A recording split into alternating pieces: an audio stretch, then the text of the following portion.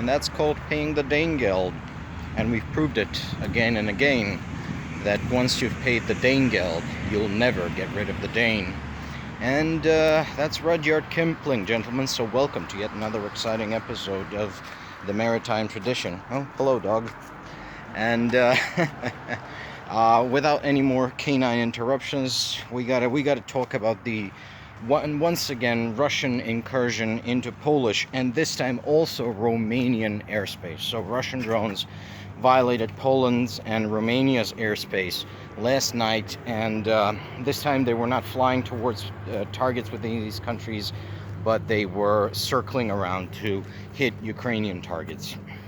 And this is now, it's been less than 2 days since the last time Russian drones entered NATO airspace. They attacked Poland, despite what Donald Tusk says.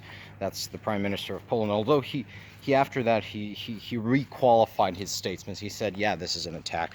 That was after Trump called it a mistake, which, I don't really want to talk about Trump today. And Europe seems to be under the impression that if we don't respond to Russian provocations, they're going to stop. They're not going to stop. What they're going to do is they're going to provoke us more and more and more until we find ourselves in an outright war at a time and place not of our choosing. What Europe needs to do is respond strongly and vigorously to these Russian provocations, spank the Russians rather than let them do whatever they please. But I don't think it's going to, at least not until it resolves some of its very, very, very severe psychological issues. And fundamentally, at its heart, it is a psychosociological issue at the heart of European inaction, at the heart of European indecision and reluctance to go to war, because there is a real reluctance to actually take the necessary step and escalate to more open conflict with Russia, solve the Russian problem once and for all, especially now that the Russians have proven themselves to be far weaker than anyone assumed. They've been bogged down in Ukraine for 3.5 years. They cannot even defeat Ukraine, let alone what could we do if we could just unite behind Ukraine, support it fully, and maybe even intervene a little bit.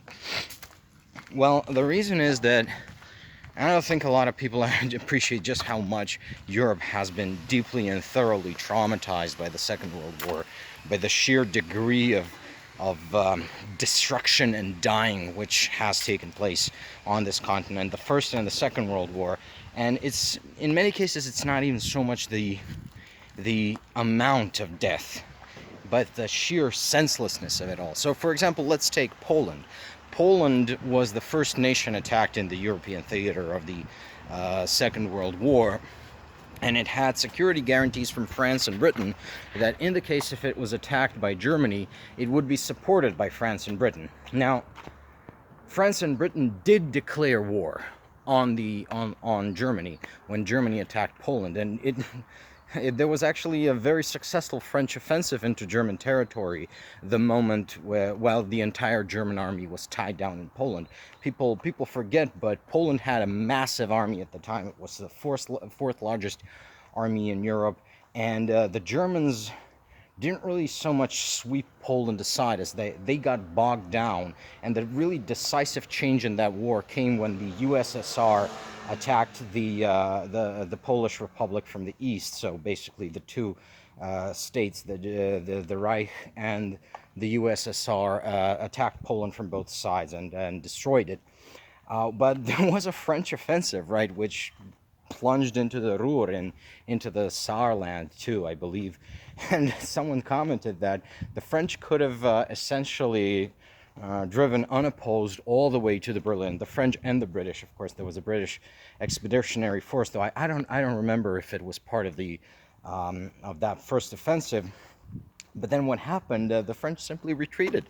I don't know, they defeated the very sparse German garrisons over there, and then they retreated. They could have just driven all the way to Berlin. Okay, maybe not to Berlin, but they could have taken and held the Saarland at least, or and maybe threatened the industrial areas of the Ruhr. Point is, France and Britain didn't have the will to fight, in the beginning at the very least. And it was especially evident in France. And can you really blame the French? I mean, the First World War had completely just destroyed. It was fought mostly on French territory in the Western Front. So many French people died. The flower of youth of France was destroyed. There was a lot of demoralization among the French troops because of there was a mutiny among the French troops, and that really put a crink in the whole country's morale. And I've heard it said that in France the attitude towards the First World War was on to Berlin, and the attitude to the Second World War was, let's just be done with this. And so Poland could not be saved, and when the war was over, well, Poland was not free. Poland was occupied by the USSR and suffered the iniquity of having a communist USSR-occupied government imposed upon it. And Polishness was essentially problematized by the Soviet Union. Stalin notoriously hated Poles, and they believed that they were good for nothing and they had to be exterminated. That obviously did not happen, but there is, of course, like some of my Polish friends speculate that maybe that was the straw that World War II finally broke the spirit of the Polish people. Even though, I mean, you had resistance, and you had at one point even open revolution in Poland against the Soviet Union, for example, in the 1980s, where basically the Communist Party of Poland completely lost control of the country and had to institute a military dictatorship. And it was, and at this point, like some of my Polish friends say, maybe our will as a people has completely been broken after, centuries of rebellion than bloody reprisals. Although I'm really more sympathetic to this viewpoint that Poland is indecisive, and I'm talking about Poland here, and all of these processes are also at work in the rest of Eastern Europe. I would say in Romania as well, which also suffered quite a lot in the two world wars. Just the Romanian participation in the two world wars is overlooked in the history books and needs more attention. And then, of course, Romania had one of the most horrible communist dictatorships out there, with Ceausescu. I would say Ceausescu is, he's not in the same league as Yugoslavia, or János Kádár in Hungary. I would say he was more in the same league as the Kim crime family in North Korea and Enver Hoxha in Albania. We got to talk about Enver Hoxha sometimes. But anyways, it was. And essentially these countries are traumatized. There is an expression in Polish politics, although Eastern politics more generally, but especially Polish politics, which is called the betrayal at Yalta, that essentially when Churchill, Stalin, and Roosevelt carved out Europe at Yalta, the Polish felt betrayed because, hey, Britain and France entered this war started because they pledged to help us, they pledged to be our allies, and now we're in this war under Soviet occupation. What gives? And so, yeah, there is a sense in Poland of having been betrayed by the West. And I gotta say, I'm not entirely unsympathetic to this way of viewing things. I do believe, and we had shades of that when the war in Ukraine started, when all of the right-wingers in the West and a lot of the far left, let's face it here, like the tankies, the communists, they were all saying, "Oh, Ukraine is none of our business." I got a whiff of that old betrayal at Yalta type thinking. It's like, yeah, it's very nice of you here to feel all nice and safe behind your fucking ocean, or in Western Europe with us between you and the Mongol hordes. Just like in medieval times when Poland and Hungary defeated the Mongols, or during the siege of Vienna when Poland was, rode to the aid of the Holy Roman Empire to defend against the Turks. And once again, this is none of your business, and you're going to set us adrift, even though we are out here on the front lines against savagery, protecting civilization. I felt that, and let's just say I have quite a little bit of anger in me over that, and I'm pretty sure that Polish people do as well. So there's a reluctance to go to war now because, well, the West has shown itself as perfidious in the last two wars. What's to say that, it's not going to be perfidious again?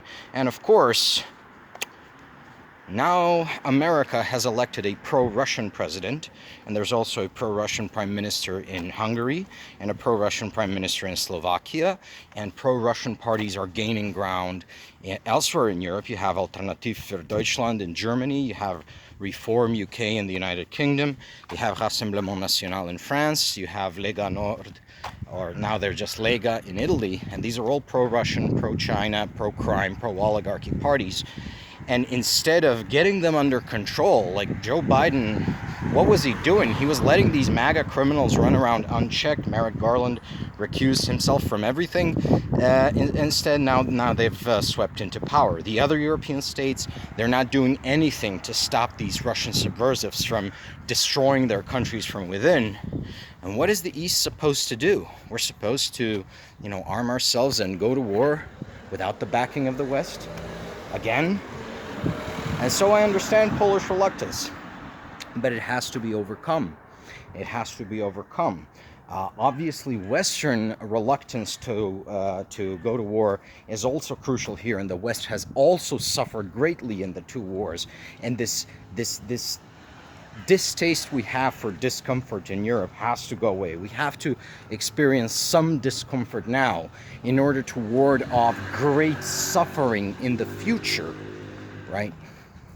But the East will have to understand that we have to lead the way now. The West cannot lead the way. They lack confidence. They lack civilizational confidence after the wars. So this time it's not going to be Britain and France guaranteeing for Poland. This time it has to be Poland that makes the first move, right? And inspires everyone. Just like Ukraine inspired everyone in 2022. And that lasted for a while, but now we need a second wind. We need a second great banner to appear on the battlefield and inspire the troops to once again charge into the breach.